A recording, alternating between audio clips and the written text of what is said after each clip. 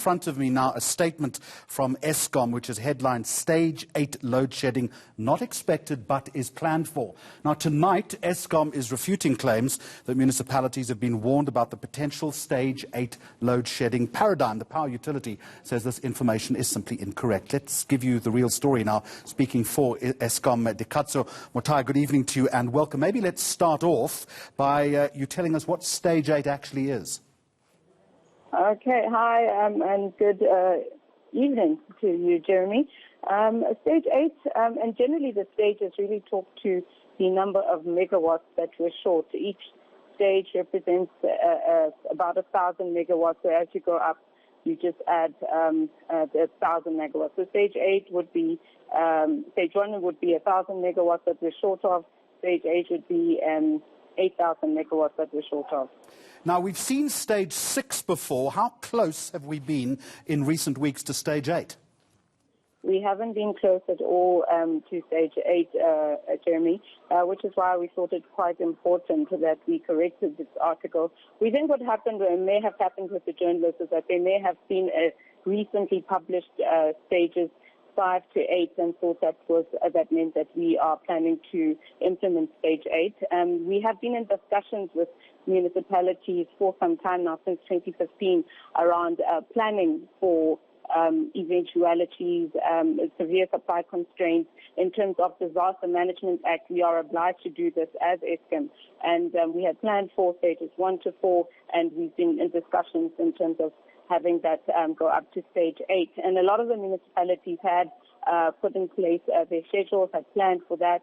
And we saw also with implementation of Stage 6 recently last year that a lot of them actually hadn't, and as a result, a lot of the customers were not aware of how they would then be impacted in terms of the load shedding schedule. What kind of catastrophe would have to occur in order for us to go beyond Stage 6?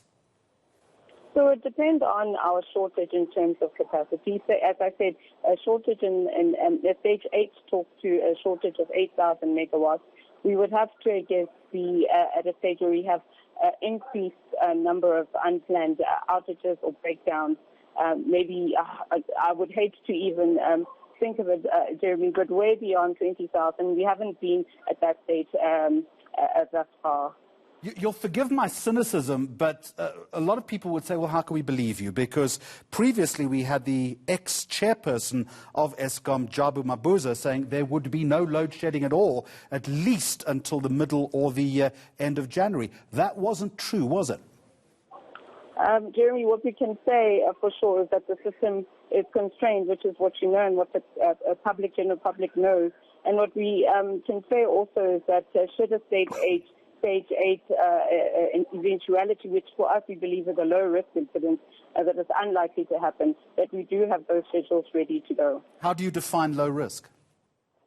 Low risk, we are unlikely to see it happening in our terms. Right now, then, as we speak, how stable is the grid? Right now, we haven't had load shedding since Friday. We do not expect load shedding tomorrow, but we continue to give daily updates to customers.